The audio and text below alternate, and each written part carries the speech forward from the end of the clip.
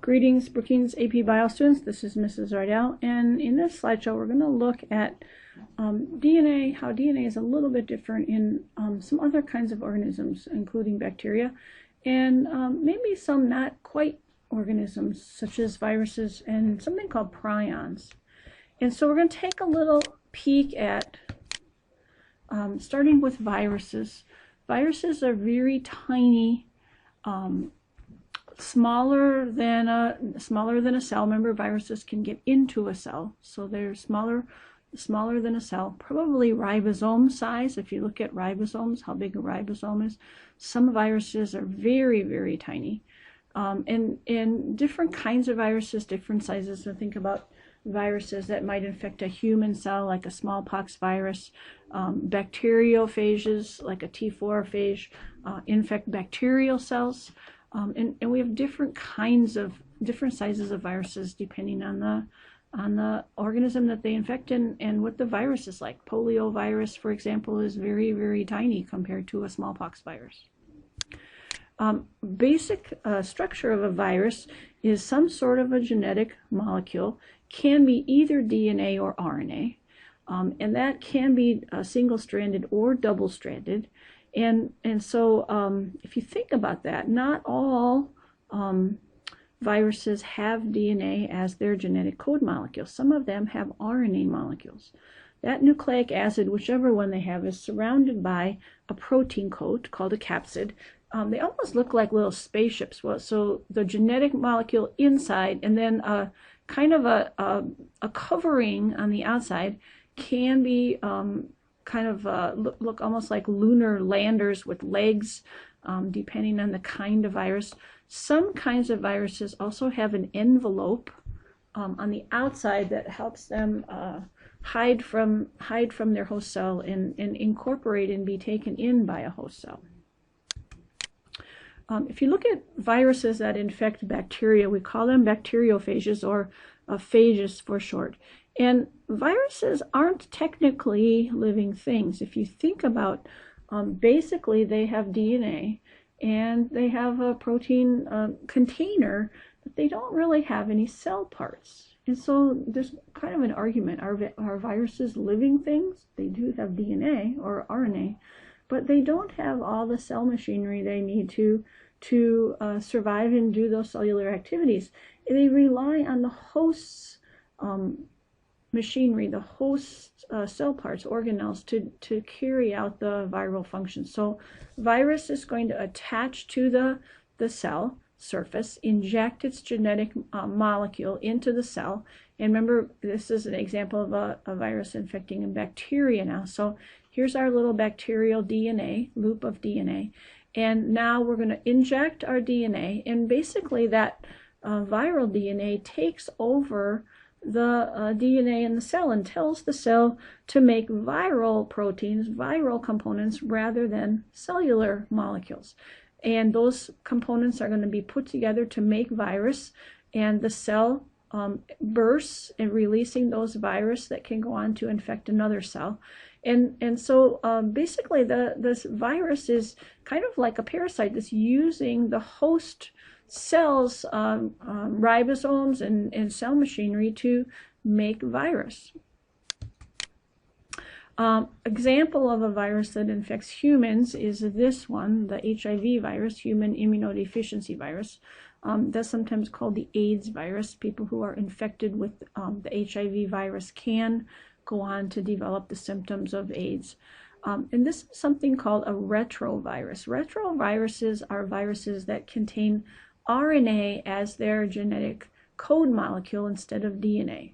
This virus infects white blood cells, and retroviruses not only contain their RNA as their genetic code, but they also have another enzyme inside their little capsid, inside their little protein coat, that is something called reverse transcriptase. And kind of what the name is telling you, it's the opposite of transcription. Instead of using DNA to make an RNA message, this enzyme allows the cell to go back the other way. And so once the RNA molecule is inserted into the cell, that enzyme allows the virus to take viral RNA and reverse transcribe, go back into a DNA form that can be inserted into the host DNA and take over the genetic machinery of the cell. This cell also has a coating on the outside, in addition to the capsid, that allows it to, it's called an envelope, that allows it to dock with our host cell and help the virus get inside. Once the virus infects the cell, there are two possible kind of life cycles that it can undergo. Here's my virus infecting this little bacteria cell. And one possibility is that the virus is going to take over the host machinery. It's going to follow what we call the lytic cycle. Lytic has to do with lysing. Eventually, once the phages are made inside using the host cell machinery and assembled into viral particles, the cell is going to lyse, break down, and release those particles, and then those viruses can go on to infect another cell. The other possible thing that can happen, though, when a virus invades a host cell is, rather than exploding the cell and damaging the cell, it actually, the viral DNA actually becomes incorporated into the host DNA. Viral DNA that is integrated into the host cell genome is called a prophage. So the way that virus spreads is by allowing the cell to copy it when the host cell DNA is copied, and then you're making more and more and more cells that have that viral DNA incorporated. Sometimes those cells can stay in the population and make a large population of virally infected cells that have that prophage. Sometimes a signal comes to tell that prophage that's in the cell to exit the cycle, can go back to remove itself from the host DNA and go back into the lytic cycle and eventually lyse the cell, make viral particles, lyse the cell, and be released to go on and infect cells that way. The other kind of interesting molecule that is not an actual living thing but can lead to some diseases are these protein molecules. They're called prions. And prions are proteins that have lost their 3D conformation. The normal cell, the normal 3D protein shape of this molecule has been lost, and it causes that protein to misfold and take on a different shape. The interesting thing about prions is once these misshaped proteins come in contact with normal proteins, they can cause those normal proteins to unwind and take on that misshapen 3D form as well, and causes aggregates of these misshapen proteins to build up in various cells such as the brain. And we have seen prions as the root cause of a number of neurological disorders, from scrapie in sheep's, what we call mad cow disease, the bovine spongiform encephalopathy. If you look at the brain of a cow that has that mad cow disease, you can see the holes in their brain. That's the spongy looking where the cells are being destroyed. Chronic wasting disease in some kinds of wild animals like deer. We have that problem in South Dakota in some of our wild deer and elk populations. Kuru in humans, and a related prion disease called Creutzfeldt-Jakob syndrome has to do with those prions getting into an organism and then causing the proteins that are in that organism to become misshapen as well, and buildup of those misshapen proteins lead to some neurological problems. We're going to talk more about Kuru in a little bit. This part of our slideshow is a modification of a slideshow that came from Kim Foglia, our AP Bio guru, and we're going to talk a little bit more now about how bacterial DNA is different from eukaryotic DNA. If you think about, remember, bacteria are prokaryotes, single-celled organisms. They're reproducing asexually using binary fission. They don't do the normal mitosis like a human cell does, like a eukaryotic cells. They're doing that binary fission. And bacteria can undergo cell division very rapidly, make a new generation every 20 minutes.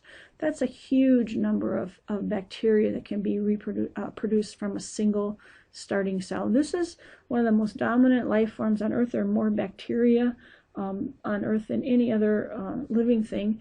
And bacteria are, as a population, are incredibly diverse, lots of different shapes, different kinds of bacteria. Some cause diseases, some beneficial to humans. And remember, they have a single chromosome, double-stranded, that is circular. Only one copy of their chromosome, though, so they are haploid. And remember that their DNA is what we call naked DNA, does not have those histone proteins to help coil up and wrap the DNA up into a chromosome like eukaryotic cells do. Approximately 4 million base pairs in a bacterial genome. They think maybe 4,300 genes involved in that. They have about 1,000th of the amount of DNA compared to a eukaryotic cell. Bacteria are pretty small. So if you think about very small genome, not very many genes compared to a eukaryotic cell, they're reproducing with binary fission. So how did they get to be so diverse, so different, if we're doing a kind of asexual reproduction? So think about that idea of binary fission. Remember, we're going to take our little loop of DNA, we're going to open a replication fork. That's called the origin of replication, and it's going to basically unzip its way around the DNA loop until it gets to back to the starting place, and you have two separate loops of DNA. We're making a copy. In this case, though, because we're doing binary fission, our genetic code, our little loop of DNA, is going to be exactly the same as the parent cell that we're starting with. So where does all this variety, different kinds of bacteria come from? Several places, sources of variation in bacteria. First of all, we have what we just basically spontaneous mutations. Because they're reproducing so quickly, mutations accumulate in these cells more rapidly than they do in slower dividing cells. A process called transformation. We're going to talk a little bit about how that works in just a second. Transduction, conjugation, and transposons are all of these are ways that bacterial cells can increase their variability, the variation in the population. Let's take a look at these individual processes and how they work. First of all, spontaneous mutation.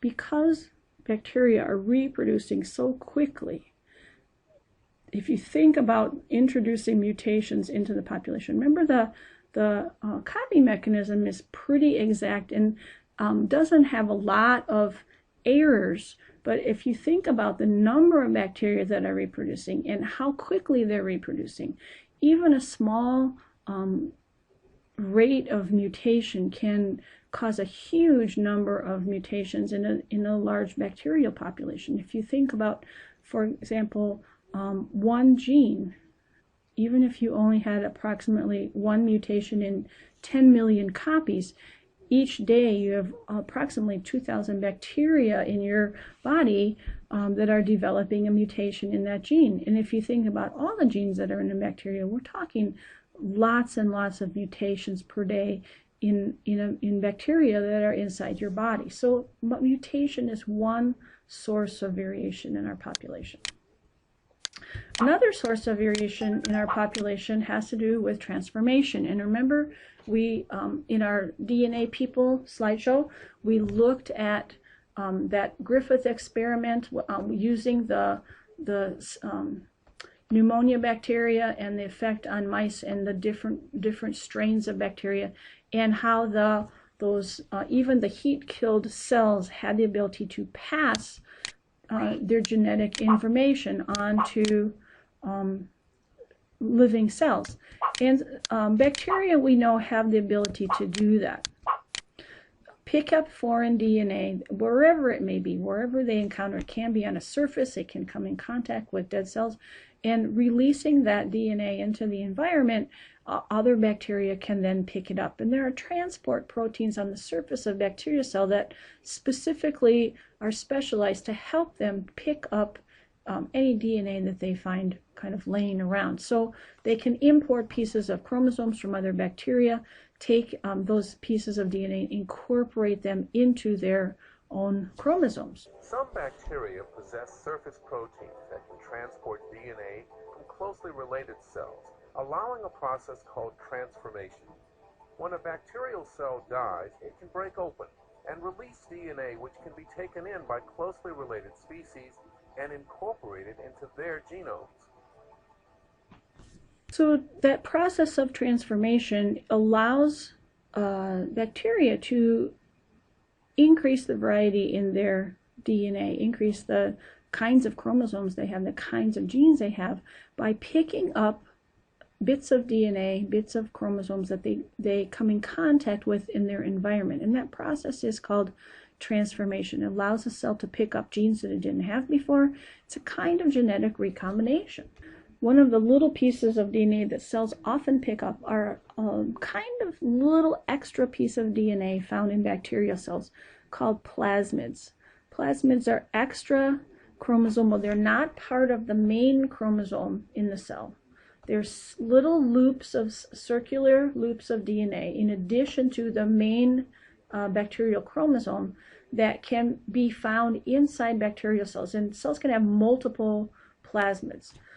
Usually small, maybe 2 to 30 genes. And one of the things that plasmids allow bacteria to do is to carry genes for antibiotic resistance. And these can be exchanged between bacterial cells. So they allow the cell to pick up the ability to be resistant to different antibiotics. We've seen that a lot in the news when we talk about antibiotic resistant organisms, microorganisms. We're having things like MRSA, staph, where the bacterial cells are picking up the ability to be resistant to certain kinds of antibiotics. And part of those genes that do that for our bacteria are carried in little plasmids. Plasmids are self-replicating. They can make multiple copies. They can pass to other bacteria, and they can be imported, picked up through that transformation process from the environment. This is a little cartoon kind of looking at that ability of bacterial cells to pick up DNA from other bacterial cells. It says it was on a shortcut through the hospital kitchens that Albert was first approached by a member of the antibiotic resistance. And the little superbug is saying, "Hey, psst, kid, you want to become a superbug? Stick some of this in your genome. Even penicillin won't harm you." And those genes for antibiotic resistance are carried on plasmids. They're called R plasmids, R for resistance, and they play a role in evolution of populations. It's a way to spread those antibiotic resistant genes through the population and make organisms that are resistant to antibiotics. That antibiotic resistance genes were first recognized and identified in the early 1950s, and that is becoming a major worldwide problem now. More and more of our bacteria that cause diseases in humans, sexually transmitted diseases, tuberculosis, other kinds of diseases, are picking up those resistance plasmids and becoming resistant to the drugs that we have to treat them. Another way that DNA is moved between bacterial cells, in addition to transformation and moving those plasmids, is through the help of viruses. When a virus infects the cell and sends its DNA into that host cell, sometimes little pieces of the host DNA are picked up along with the virus DNA when it's incorporated into the viral particles, and can be carried then into the next cell. They can take host DNA along with the viral DNA, and when that's inserted into the next cell, then that DNA can get passed to the new host cell and incorporated into the host DNA. Remember, we talked about the lysogenic cycle and the lytic cycle. If the DNA gets incorporated into the host genome, it can pick up genes from another bacteria. So we're going to watch a little movie. Host cells, they bind to the... When certain types of bacteriophages infect host cells, they bind to the cell surface and inject their DNA into the bacterial cytoplasm. During the infection process, bacteriophage DNA is replicated, and new phage proteins are made. In some cases, the host cell DNA may become fragmented into small pieces. New phages are made by the assembly of phage DNA and phage proteins. Occasionally, a piece of host cell DNA may be packaged into a phage coat. In the example shown here, a fragment of DNA carrying the His+ gene has been packaged into a phage coat. This is called a transducing phage because it can carry or transduce a bacterial gene to a recipient cell. The His+ gene encodes an enzyme that enables the bacterium to synthesize the amino acid histidine. In the chromosome of the host cell, it happens to be next to a gene designated Lys+. The transfer of the His+ gene to a recipient cell first involves the binding of the transducing phage to a recipient cell. In this case, the recipient cell is His-, which means that it is unable to synthesize histidine. The DNA carrying the His+ gene is injected into the recipient cell. It then recombines with the bacterial chromosome in the recipient cell, thereby replacing the His- gene with the His+ gene. In this way, a trait of the original host cell, namely the ability to synthesize histidine, has been transferred to a recipient cell.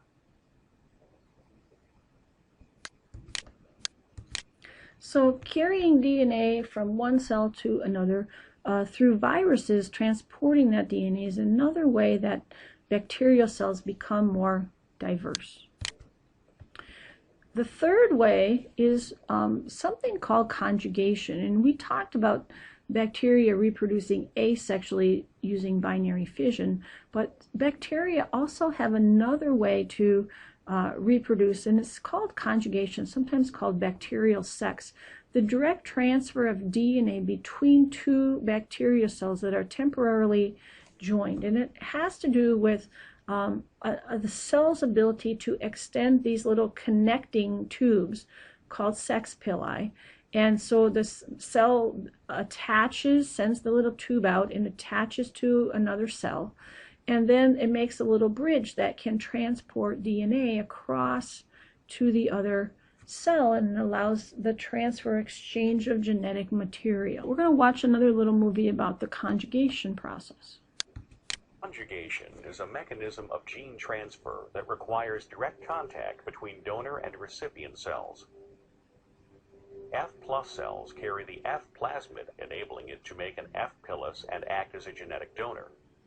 Recipient cells that lack an F plasmid are referred to as F-. The F plasmid encodes for the F pillis, a protein appendage that attaches the donor to the recipient cell. The first step in plasmid transfer is contact between the donor and the recipient. The F pillis of the donor cell recognizes and binds to specific receptor sites on the cell wall of the recipient cell. The plasmid then becomes mobilized for transfer when a plasmid-encoded endonuclease cleaves one strand of the plasmid at a specific nucleotide sequence called the origin of transfer. A single strand of the F plasmid, beginning at the origin of transfer, enters the F- cell. A complementary strand to the single-stranded plasmid remaining in the donor is synthesized via the rolling circle mechanism. Once inside the recipient cell, a complementary strand to the single-stranded DNA is synthesized. When F+ and F- cells are mixed together, eventually all of the cells become F+. Notice the ability to make these little sex pilli, the transfer tubes, is carried on a plasmid. And so the plasmid DNA can be transferred to a new cell and give that new cell the ability also to make those sex pilli and move plasmids to another cell. So conjugation is another way of allowing bacteria to transfer DNA between cells. The last way that we're going to look at is something called transposons, transposable elements, sometimes called jumping genes. They were first described by Barbara McClintock in corn, and she was doing research looking at colors of corn and discovered that the patterns seemed to change because of these jumping genes moving in and out of a color gene when they jumped and caused changes to the genetic patterns that she was seeing in her corn plants. Originally, when she reported her research, people did not believe that genes could jump or move around. They thought they were in fixed positions. But we now know that that genes can move. These transposons, these transportable elements, have been found in all kinds of organisms, including humans. And they play an important role in evolution, in making variety, new genes in species. And she actually eventually received the Nobel Prize for her work in the discovery of jumping genes. But when these jumping genes jump or move, they can carry with them little pieces of DNA from the chromosome and move it to a new place, combine it in new ways. And this is another way that these jumping genes can help to move DNA around and increase the variation in a population. So we're going to quickly watch a little movie about transposons. I'm Dave Nicholas of the Dolan DNA Learning Center of Cold Spring Harbor Laboratory. Transposable elements, or transposons, are the so-called jumping genes that can move from one chromosome spot to another. First discovered here in the 1950s by Barbara McClintock, transposable elements are now known to be the most common feature of plant and animal chromosomes. Scientists have long wondered about the effect of all this jumping around. However, it has been very difficult to catch transposons in the act of jumping. Most are, in fact, molecular fossils, meaning that they jumped to their present positions millions of years ago and are no longer active. Working in rice, scientists in the United States and Japan now have had the good luck of catching a transposon in a burst of activity that produces about 40 new jumps per plant. And the surprising result of all this jumping? Very little harm to the plant, because the transposon seems to be programmed to avoid jumping into active genes. In fact, frequent landings nearby the genes often increase their activity or potentially make the genes responsive to stressful conditions such as salt and cold. I talked with Sue Wessler of the University of Georgia about what this all means. There are some plants, like normal plants, like lilies or irises, 98% of their DNA is derived from transposable elements. So what's their function? I think now with some of our most recent results and some results from other labs, they clearly have a role in diversifying the genetic material. Whether that's sort of just a byproduct, and it probably is. I mean, it's not like their purpose. Their purpose is to survive, is to get through and get to the next generation, and the way they do that is by they have to keep their host alive to live and reproduce. So a good element is one that doesn't harm its host. So that's the fun. That's the fun part about studying elements, is because what we're studying are successful elements. And successful elements act in very subtle ways. So transposable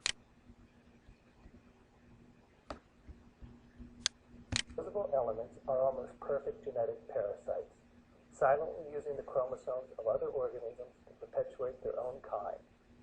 As a byproduct of the jumping, it appears that transposons may even help their host and themselves to survive tough times.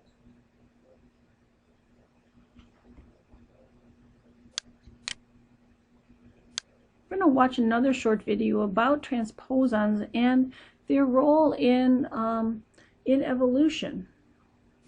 There are sections of an organism's genome called transposons that have no other function except for inserting copies of themselves elsewhere on the genome. And there are many very well-known sequences that do this. Two such sequences are sides, or short interspersed transposable elements, and lines, or long interspersed transposable elements. there are about 850,000 lines and 1.5 million signs scattered throughout your genome, accounting for nearly 30% of the entire sequence. While they are useless to the genome and sometimes cause significant damage, they are useful to our investigations, since essentially the only way for them to go from one organism to another is through direct DNA duplication and inheritance. Your lines and signs are given to your children. The parts of your DNA that make up your genes are relatively small sections scattered among other useful parts of your genome, as well as your lines and signs. Like fingerprints, the patterns recognizable in these non-gene sections are unique to individuals. They are similar in relatives and less similar in distant relatives.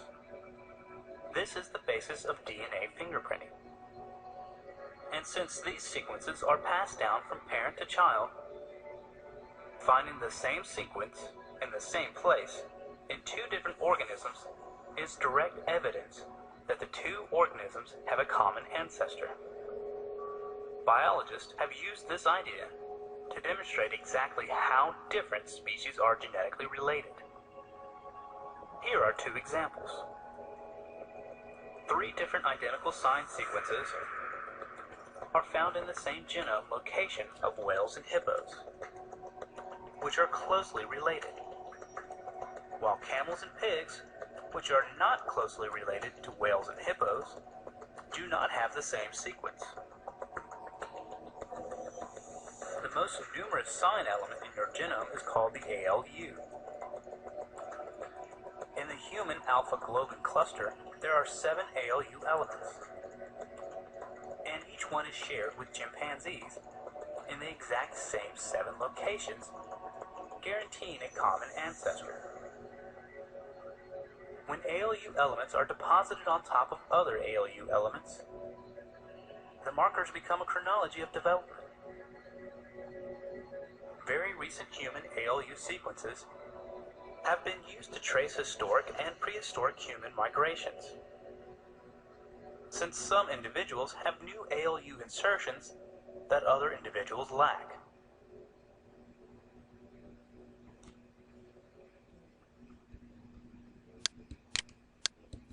Transposons are a new area that we're just learning about, but they seem to play a role in making changes in our DNA code.